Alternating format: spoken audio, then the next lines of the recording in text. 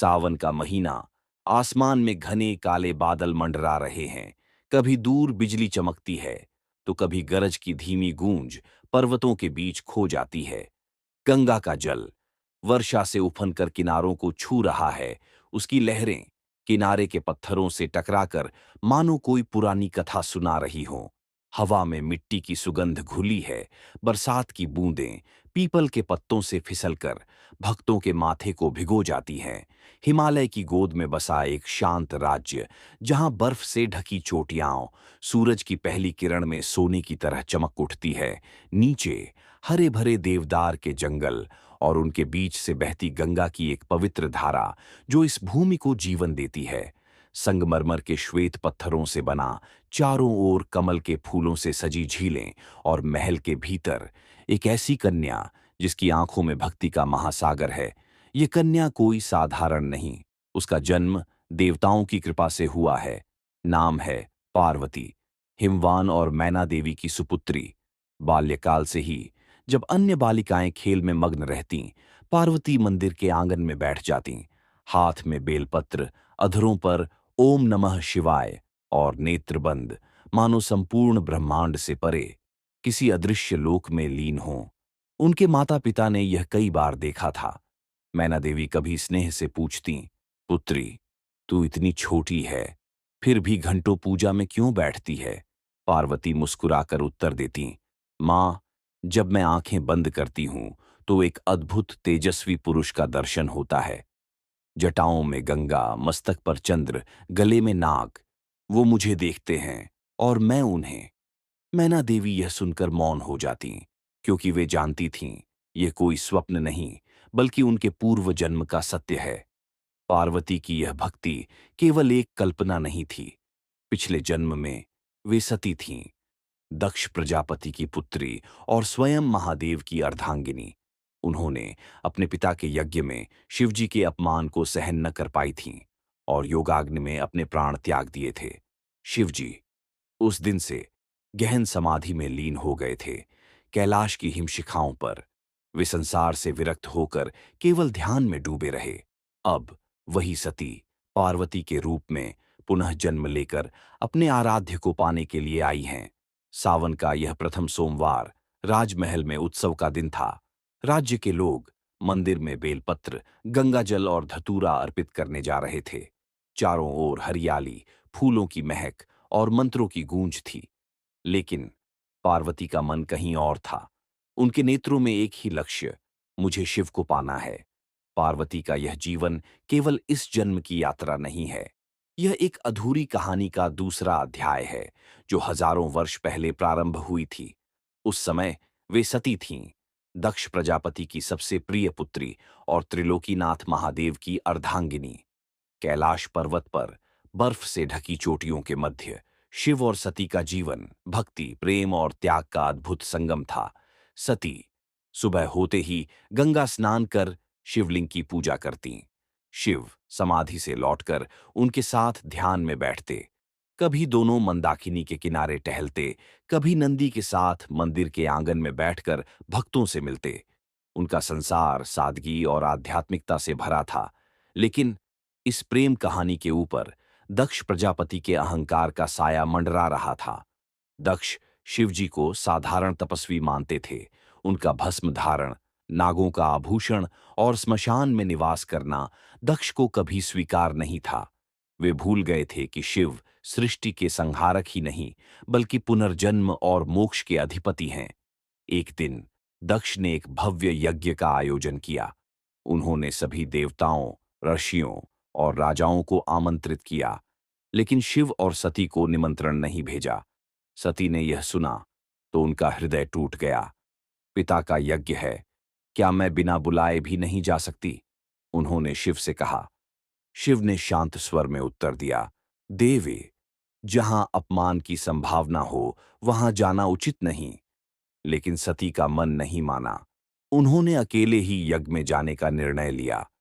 यज्ञ मंडप में प्रवेश करते ही दक्ष का चेहरा कठोर हो गया। तुम यहां क्यों आई हो? उन्होंने तीखे स्वर में पूछा। पुत्री, यह स्थान तुम्हारे लिए नहीं, और तुम्हारा वह तथाकथित पति वह तो यहां आने योग्य भी नहीं। इन शब्दों ने सती के हृदय को भेद दिया। उन्होंने चारों ओर देखा, कोई भी देवता उनके पक्ष में खड़ा नहीं था।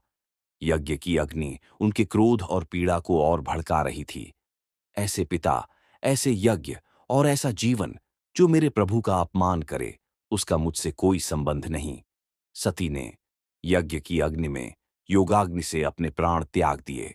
कैलाश पर बैठे शिव जब यह समाचार पहुंचा तो उनका क्रोध प्रलय के समान भयंकर हो उठा। उन्होंने अपनी जटा से एक केस खींचा और उसे पृथ्वी पर पटका। उस केस से प्रकट हुए वीरभद्र, भयानक, तेजस्वी और अपराजेय। वीरभद्र ने यज्ञ मंडप में प्रवेश किया और वहां उपस्थित देवताओं को चुनौती दी। दक्ष का सिर धड़ से अलग कर दिया गया। यज्ञ ध्वस्त हो गया। अहंकार की ज्वाला राख में बदल गई। लेकिन शिव का हृदय अब भी खाली था। उन्होंने सती का पार्थिव शरीर उठाया और ब्रह्मांड में तांडव करने लगे। विष्णु ने सुदर्शन चक्र से सती के अंगों को अलग अलग स्थानों पर गिराया, जो आज शक्तिपीठ कहलाते हैं। इसके बाद शिव गहन समाधि में लीन हो गए। उन्होंने संसार से सभी संबंध तोड़ दिए। युग बीत गए, पर उनकी आंखें अब भी सती के लिए अश्रुपूर्ण थीं। तभी हिमालय की गोद में हिमवान और मैना देवी ने कठोर तपस्या की। उनकी भक्ति से प्रसन्न होकर देवताओं ने उन्हें एक दिव्य कन्या प्रदान की, पार्वती। एक बार हिमवान राजमहल में एक विशाल यज्ञ करवा रहे थे। देवता, आर्षि और साधु संत आए हुए थे। पार्वती भी अपनी हथेलियों में फूल और बेलपत्र लेकर सभी साधुओं को भेंट कर रही थीं। तभी दरबार में एक तेजस्वी वीणाधारी साधु का आगमन हुआ। वे थे देवर्षि नारद। नारद मुनि ने पार्वती को देखते ही कहा, देवी, आपकी आंखों में जो भक्ति है वह केवल एक ही पुरुष के लिए है, और वह हैं त्रिलोकीनाथ भगवान शंकर। हिमवान और मैना देवी चकित हुए। क्या सचमुच यह संभव है? नारद मुनि ने मुस्कुराकर कहा, देवताओं की इच्छा है कि माता पार्वती शिव से पुनः विवाह करें। इसके लिए देवी को कठोर तपस्या करनी होगी। पार्वती ने आदर से पूछा, मुनिवर, वह तपस्या कैसी होगी? नारद मुनि ने पार्वती की ओर देखते हुए कहा, देवी, यह मार्ग सरल नहीं है। महादेव समाधि में लीन हैं और वे संसार की ओर देखना नहीं चाहते। उन्हें प्रसन्न करने के लिए आपको सावन मास के सोमवारों का व्रत रखना होगा। प्रत्येक सोमवार प्रातःकाल गंगा स्नान करो, सफेद वस्त्र धारण कर, हाथ में बेलपत्र, धतूरा और गंगा जल लेकर शिवलिंग का पूजन करो। मंत्र ओम नमः शिवाय का जाप करो और दिन भर अन्न त्याग कर केवल फल और जल ग्रहण करो। फिर धीरे धीरे तपस्या को इतना कठोर बना दो कि महादेव स्वयं प्रकट होकर तुम्हें वरण करें। पार्वती ने बिना एक क्षण गंवाए उत्तर दिया, मुनिवर, यह संकल्प मैं आज और अभी से लेती हूं। जब तक महादेव मुझे स्वीकार नहीं करते, मैं इस व्रत और तपस्या को नहीं त्यागूंगी। मैना देवी ने अपनी पुत्री की आंखों में देखा। वहां केवल दृढ़ निश्चय था। अगले ही सोमवार से पार्वती ने व्रत प्रारंभ किया। भोर होते ही वे गंगा तट पर पहुंचतीं, ठंडी स्वच्छ धार में स्नान करतीं और फिर शिवलिंग पर बेलपत्र, धतूरा और गंगा जल अर्पित करतीं। उनके होठों पर केवल एक ही नाम, ओम नमः शिवाय। दिन भर वे किसी से अधिक बात नहीं करतीं, केवल मंदिर के कोने में बैठकर जप करतीं। शाम होते ही शिवलिंग के चारों ओर दीप जलातीं और फिर फलाहार करके व्रत का समापन करतीं। पहला सप्ताह बीता, फिर दूसरा। हर सोमवार उनकी भक्ति और गहरी होती गई। कुछ ही समय में उन्होंने अन्न का त्याग कर दिया। वे केवल फल और जल पर रहने लगीं। फिर ऋषियों के मार्गदर्शन में उन्होंने पत्राहार प्रारंभ किया, केवल बेलपत्र खाकर दिन बिताना। मैना देवी को चिंता होने लगी। पुत्री, तू इतनी कठोर तपस्या क्यों कर रही है? तेरा शरीर दुर्बल हो रहा है। पार्वती ने मुस्कुराकर कहा, मां, यह शरीर तो नश्वर है, परंतु मेरा संकल्प अमर है। मैं अपने प्राणों से भी अधिक शिव के प्रेम को चाहती हूं। हिमवान ने भी समझाया, पुत्री, संसार में और भी योग्य राजकुमार हैं, तू उनके साथ भी सुखी रह सकती है। लेकिन पार्वती ने दृढ़ स्वर में कहा, पिताश्री, मेरे लिए शिव के अतिरिक्त कोई दूसरा योग्य नहीं। यदि वे नहीं मिले तो मैं जीवन भर अविवाहित रहूंगी। समय बीतता गया। सावन का महीना समाप्त हो गया, पर पार्वती ने तपस्या नहीं छोड़ी। उन्होंने हिमालय की एक गुफा में रहना प्रारंभ किया। दिन में सूर्य की तपिश, रात में ठंडी हवाएं और सर्दियों में बर्फबारी, सब कुछ सहते हुए वे जप करती रहीं। उनका ध्यान केवल शिव पर था। महीनों की तपस्या के बाद उनका तेज इतना बढ़ गया कि साधु संत भी उन्हें देखकर नतमस्तक हो जाते। उनका चेहरा चंद्रमा की तरह उज्ज्वल, आंखें भक्ति से भीगी हुई और मन अडिग। इसी दौरान कैलाश पर बैठे महादेव पार्वती की तपस्या की आभा को अनुभव करने लगे, लेकिन वे मौन रहे। उन्होंने मन में ठान लिया, मैं उनकी भक्ति की परीक्षा लूंगा। महादेव ने एक वृद्ध साधु का रूप धारण किया। सर्दियों की एक ठंडी सुबह वे पार्वती की गुफा में पहुंचे। बेटी, तू इतनी कठोर तपस्या क्यों कर रही है? साधु ने पूछा। तेरा शरीर दुर्बल हो चुका है और तू किसी के लिए अपनी जान दे रही है। शिव के लिए, जो तेरे योग्य नहीं है? पार्वती की आंखों में क्रोध की चमक आई। महाराज, आप चाहे कुछ भी कहें, परंतु मेरे लिए शिव ही सबसे योग्य हैं। उनके चरणों में जो आनंद है, वह स्वर्ग के सभी सुखों से बढ़कर है। वृद्ध साधु ने पार्वती के चेहरे को देखा।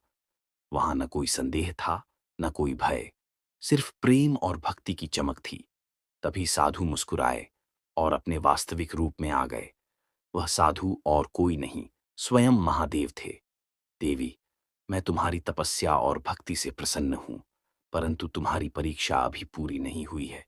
तुम्हें और कठिन तपस्या करनी होगी। पार्वती ने बिना झिझक उत्तर दिया, प्रभु, चाहे जितनी कठिनाई हो, मैं सहन करूंगी। महादेव ने आशीर्वाद दिया और अदृश्य हो गए।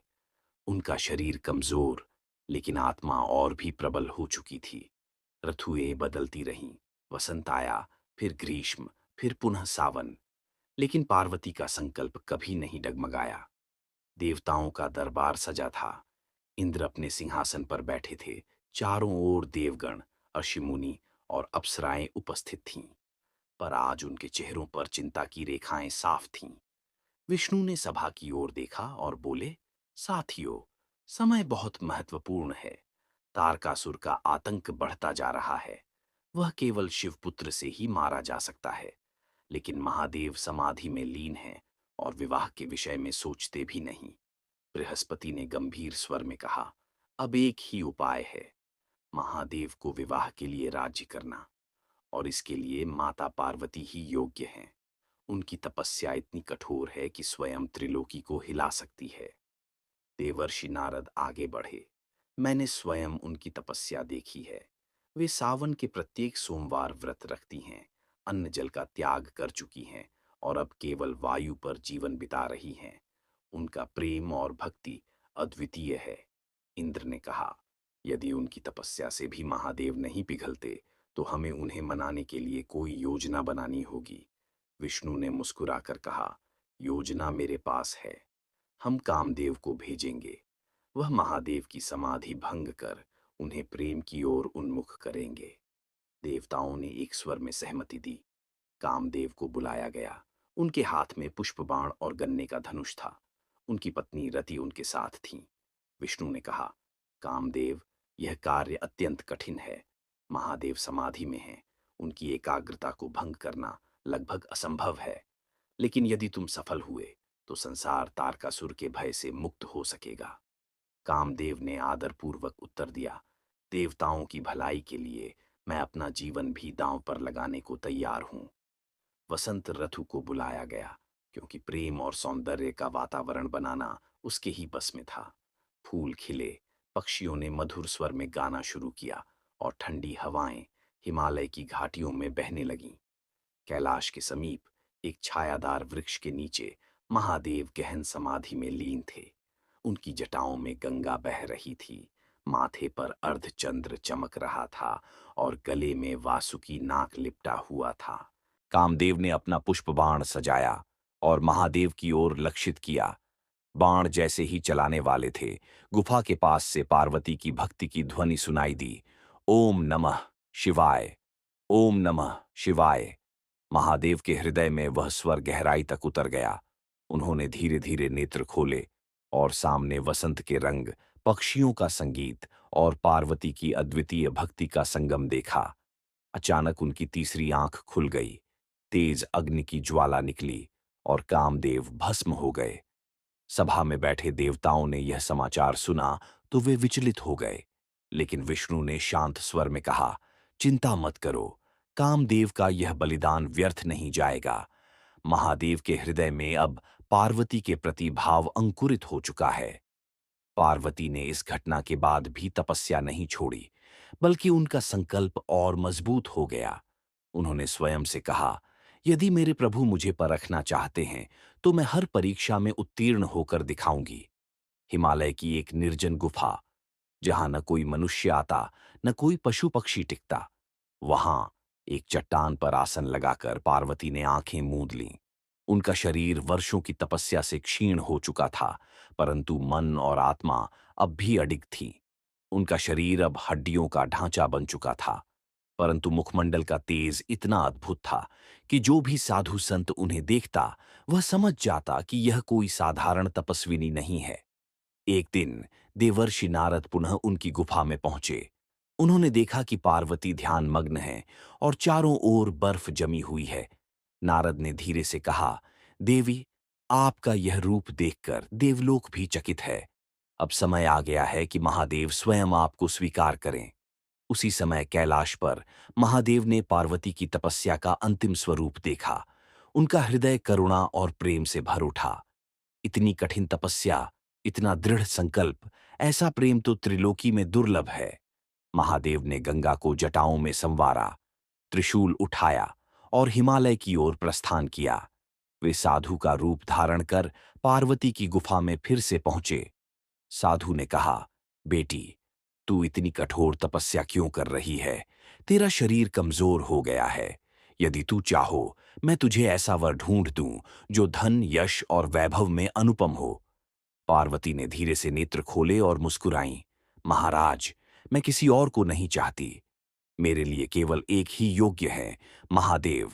साधु ने फिर कहा, वे तो भस्म लपेटे, गले में नाग धारण करने वाले, स्मशान में रहने वाले योगी हैं। महाराज, वे स्मशान में रहते हैं क्योंकि वे विरक्ति के स्वरूप हैं। भस्म धारण करते हैं क्योंकि यह हमें नश्वरता का ज्ञान देती है। गले में नाग धारण करते हैं क्योंकि वे भय से परे हैं। मेरे लिए वही सर्वश्रेष्ठ हैं। तभी साधु का तेज बढ़ने लगा, उनका रूप परिवर्तित होने लगा और अगले ही क्षण सामने स्वयं भगवान शिव खड़े थे। देवी, मैं तुम्हारे प्रेम, भक्ति और तपस्या से प्रसन्न हूं। आज से तुम मेरी अर्धांगिनी हो। पार्वती के नेत्रों से अश्रुधारा बह निकली। वर्षों की तपस्या और प्रतीक्षा का फल आज उन्हें मिल चुका था। देवताओं ने स्वर्ग से पुष्प वृष्टि की। गंगा की लहरें आनंद में नृत्य करने लगीं। हिमालय की घाटियों में डमरू और शंख की गूंज फैल गई। कुछ ही समय बाद हिमालय और मैना देवी के राजमहल में शिव पार्वती का भव्य विवाह संपन्न हुआ। देवता, आर्षे, गंधर्व और अप्सराएं सब उपस्थित थे। सावन के सोमवार का यह व्रत तब से लेकर आज तक भक्तों द्वारा शिव पार्वती के प्रेम और आशीर्वाद पाने के लिए किया जाता है। शिव पार्वती का विवाह संपन्न होने के बाद देवलोक और पृथ्वीलोक में अपार हर्ष फैल गया। देवता, आर्षे और समस्त प्राणी इस दिव्य मिलन को देखकर आनंद और भक्ति में डूब गए। तभी देवर्षि नारद ने कहा, देवियों और सज्जनों, आज से यह दिवस केवल विवाह का ही नहीं, बल्कि भक्ति और तपस्या के अद्वितीय उदाहरण का प्रतीक होगा। महादेव ने स्वयं अपने भक्तों के लिए वचन दिया, जो भी श्रावण मास के सोमवार का व्रत करेगा, भक्ति और निष्ठा से शिवलिंग का पूजन करेगा, उसे जीवन में सुख, समृद्धि और अपने मनोवांछित फल की प्राप्ति होगी। वह अपने प्रिय से मिलन अवश्य पाएगा, चाहे वह सांसारिक प्रेम हो या आध्यात्मिक मुक्ति। भोर होते ही उठकर गंगा, सरोवर या स्वच्छ जल से स्नान करें। स्नान के बाद स्वच्छ और हल्के रंग के वस्त्र धारण करें। सफेद या पीले रंग के वस्त्र इस दिन विशेष शुभ माने जाते हैं। घर या मंदिर में शिवलिंग का गंगाजल, दूध, दही, शहद और बेलपत्र से अभिषेक करें। धतूरा, आँख का फूल, चंदन और अक्षत अर्पित करें। पूरे दिन ओम नमः शिवाय का जाप करें। कम से कम 108 बार रुद्राक्ष की माला से जप करना। इस दिन फलाहार करें या केवल जल पर व्रत रखें। कुछ भक्त निर्जला व्रत भी करते हैं, जैसा माता पार्वती ने किया था। शाम को दीप जलाकर पुनः शिवलिंग का पूजन करें, आरती करें और प्रसाद अर्पित करें। सावन सोमवार की व्रत कथा सुनना या सुनाना अनिवार्य माना गया है। यह कथा माता पार्वती की तपस्या और महादेव के मिलन की स्मृति है। यह व्रत अविवाहित कन्याओं के लिए उत्तम वर प्राप्त करने वाला है। विवाहित महिलाएं इसे पति की दीर्घायु और वैवाहिक सुख के लिए करती हैं। जो भी इस व्रत को निष्ठापूर्वक करता है, उसकी मनोकामना अवश्य पूर्ण होती है। देवलोक में इस व्रत की महिमा सुनकर अनेक देवांगनाएं और अप्सराएं भी इसे करने लगीं। पृथ्वी लोक में माता पार्वती स्वयं इस व्रत की प्रथम साधिका मानी गईं। सावन सोमवार व्रत केवल एक धार्मिक अनुष्ठान नहीं, बल्कि प्रेम, धैर्य और तपस्या का अमर प्रतीक है।